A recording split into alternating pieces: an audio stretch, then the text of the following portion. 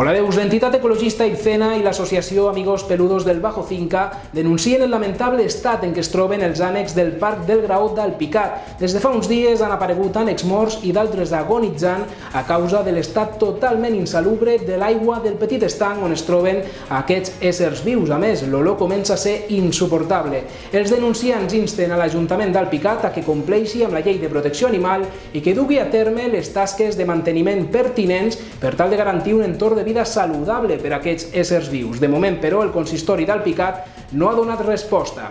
D'altra banda, Ipcena alerta de que donar pa als ànecs és molt dolent per a ells i els hi pot provocar fins i tot la mort o malalties tan greus com l'anomenada ala d'àngel, la qual els hi provoca deformitats a les ales i la qual cosa també provoca que caminin amb dificultat. Per tant, aquest acte tan quotidià i tan innocent d'anar a donar menjar pa als ànecs l'haurem d'evitar perquè, com diuen des d'Ipcena, no és bo. Gràcies per la vostra atenció. Més informació, com sempre, a les nostres xarxes socials. Fins aviat.